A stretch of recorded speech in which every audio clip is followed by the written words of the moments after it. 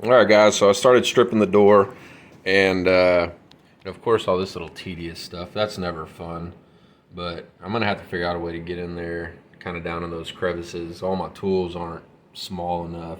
I mean, I even have this little Dremel kit here that's got, I don't know, 100 different pieces, but I still can't get down in those little gaps and crevices. And anyways, I'll figure that all out.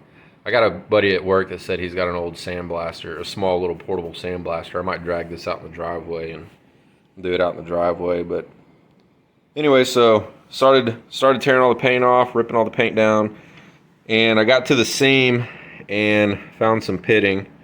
That's never good. I'm gonna go ahead and cut these little sections out. Probably cut from like here. Just to start, I'll cut here to here and pull that little piece off and see how bad it is underneath there.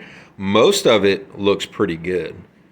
There's not a ton, there's not a whole lot of pitting on here, but you got 1, 2, 3, 4, little section. There's a little section here. Keep going, it gets pretty clean. Maybe a little, that's just some stuff I need to grind off, but here's another one. I'm starting to think that these are maybe pinch welds. Maybe they, I don't know exactly how these door skins are held on. Clearly they're rolled and hammered down, or however they get this lip on the skin to fold over. But maybe there's little pinch welds, little spot welds that hold it on. I'm not 100% sure, because if you look down right here, that looks like it could be a little pinch weld, little spot weld. But anyways, I'm gonna start working on this. I'm gonna cut this little section out here from here to here and pull this little piece off. And I'm just gonna barely cut just on the inside of the skin. That way I don't get too much into the other side. And then I can do similar, how I repaired this section down here with that filler rod. I can cut the section out, put a little piece of filler rod in there, and then weld it in to get that sharp edge back. But I'm going to cut this section out first, see what it looks like, and I'll bring you back. All right, so I went ahead and cut out that section. It actually ended up being a lot longer than I thought. What essentially was in this general area, there's a handful of big pittings that I just showed y'all in that last little clip. Well, so I cut out a little section right here, and then as I looked over on this side, it was a little more rusty. I say a little bit. There was actually a lot. So then I scooted over. It took me from here to about here. You can see the little seam. Let it focus in. Right about there.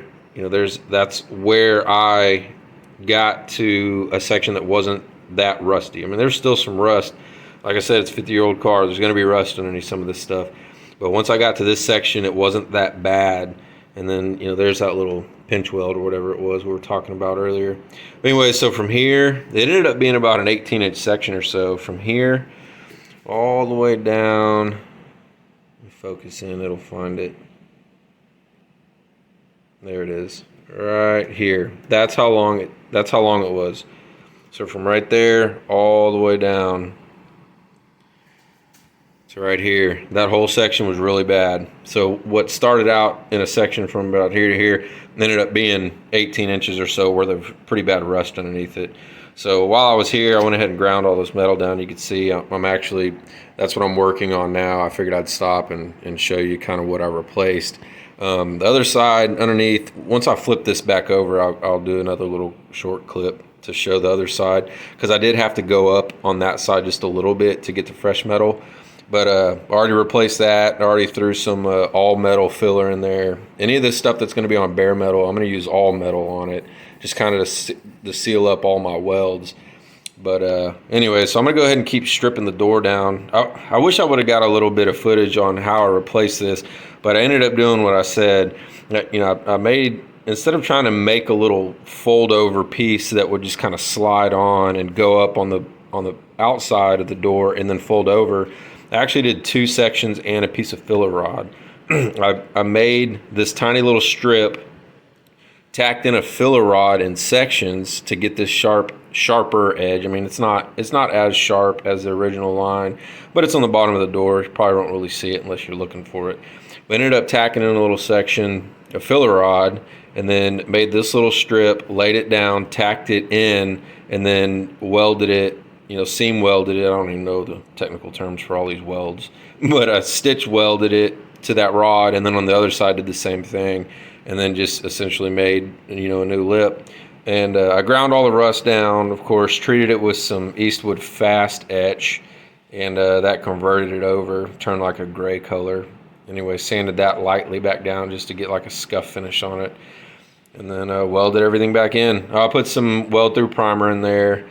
And then on the inside, I'm going to shoot some epoxy down in there to cover up the back side of those welds. You can't really see the welds in there too good, but hopefully it'll kind of flow down into that seam and give that metal some protection on the inside. And then when that's all said and done, I'm going to shoot some, probably going to try to shoot some of that, what's the internal frame coating in there also, just for, a few more layers of protection.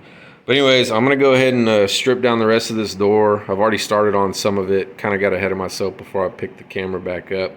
And once I get it done, or once I get it stripped down, I'm going to see if there's any other, all metal, any other stuff that I can fix while it's in bare metal. It's kind of hard to hammer into all of these doors. I mean, if you look down in there, there's some type of, I don't know, it's like some spray-in rubber, some type of insulation. I don't know what it is, some type of insulation or sound deadening, dampening stuff that they sprayed in it from factory. But it didn't look too bad in there, so I'm just going to kind of leave that alone. And but we'll go from there.